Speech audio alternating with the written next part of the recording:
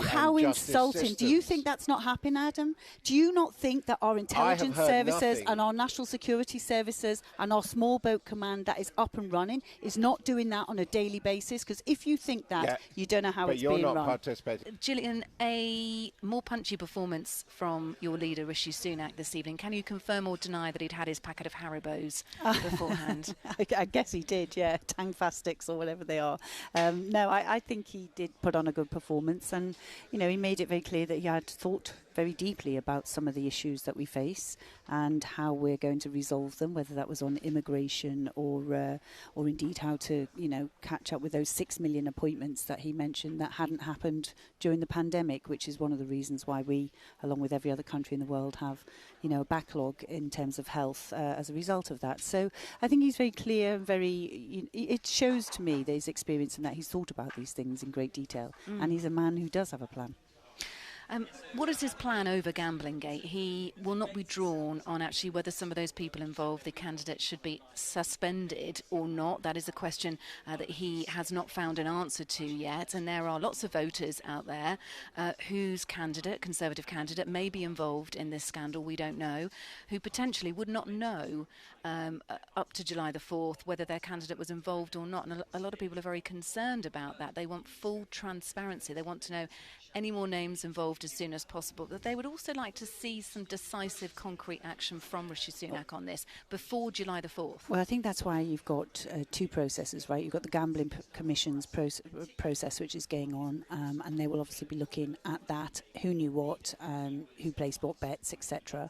But then there's also an internal inquiry, so if there are any new things that come on that, then they will actually feed that into the Gambling Commission. I mean, literally, the timing's terrible, of course it is, and it's a bad look. But and what should happen, do you think, Gillian Keegan? I always think, and it's not just because of this situation, it's just in general, I always think that we should let the right process go through. I mean, if I was ever accused of anything, I haven't been so far, but you never know in this sort of very public life. If I was, I would want to have due process to be open and available to me. I'd want to trust that process as well. Okay. So I think that is important, and the Gambling Commission, obviously, and the police are looking at it. I do hope that they can do it quite quickly. I don't know the timing of it myself. I haven't had any of those conversations, but what I will say is, the vast majority of people will not be involved in anything like this, right? But I think voters want to know if, and we hope that you're not, but if you're involved in this at all, surely people voting for you should have the right to know whether you're involved in this or not beforehand, and there should be action taken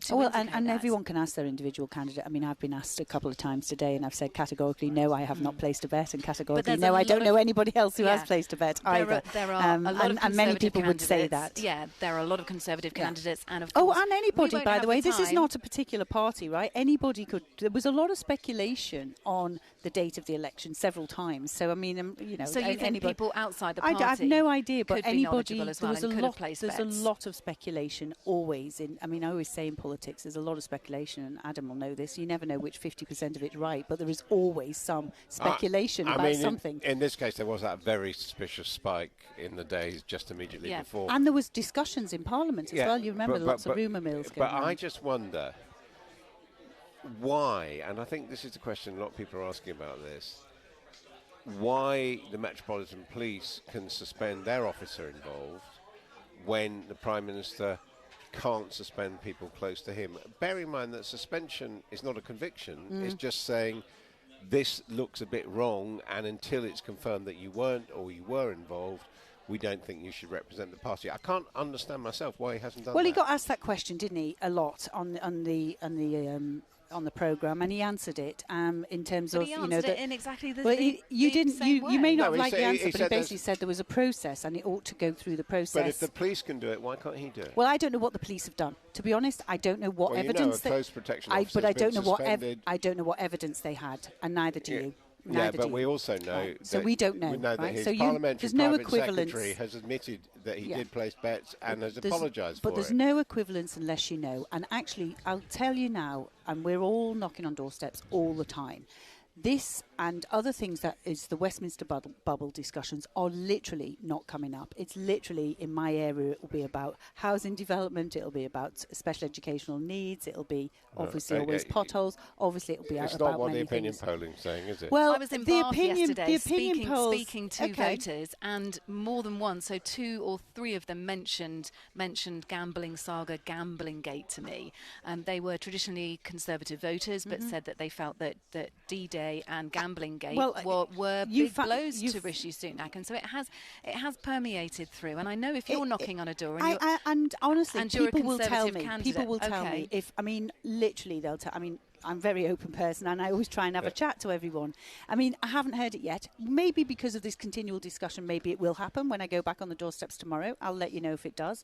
But so far, the things that are most concerned, and let's just be honest, what you're making a decision about is the Prime Minister that's going to lead the country, somebody who has a plan to take us through what are quite difficult times ahead. We've been through difficult times, but we have to rebuild our country, and it will still continue to be difficult. It's a very important decision, and what we should be making that decision on is, who has got the best plan for our country. And I honestly believe Rishi has, and I also think he's got, in terms of integrity, he's a proper leader. He doesn't follow like Sir Keir Starmer, who every time he's finally, somebody else has come up with the answer, he changes his mind. Hang on. Speaking of plans, we've heard repeatedly throughout this campaign that Rishi Sunak doesn't have a plan on stopping the boats. He does have a plan. He does have a plan. Yeah. Well, you accept that. Absolutely, he does have a plan. So you're going to stop saying he doesn't have a plan, as the Prime Minister did tonight? No. The Prime Minister has a plan to stop the boats. Keir Starmer doesn't. He does have a plan. Why are you not listening to the debate? Absolutely, but here's what he said. Right, he calls it the command. We have the Small Boats Command today,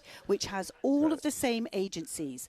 All of them are working today, full pilled, and it was quite insulting to say the National Security Agencies from his and the intelligence.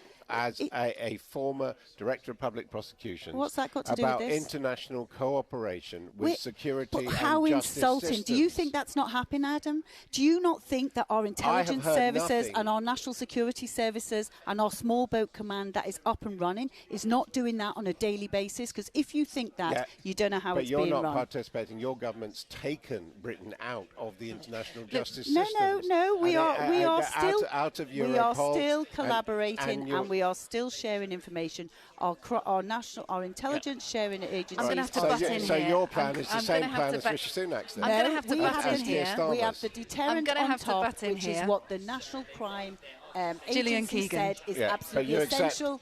Without the deterrent, I need a bell. I need to call time on this. The doorstep. I think he's like, are you a mate of Keir's, right? No. On the doorstep, are you going to stop saying Keir Starmer hasn't got a plan for stopping boats? You may not like it, but he has got a plan. It's not a plan that will work or will do anything else other than what we've done. And there's Gillian no Keegan, deterrent, which is what the National Crime Agency said is vitally important. We need to leave it there. We need to leave it there. Gillian Keegan, the Education Secretary, thank you for joining us here on the evening edition.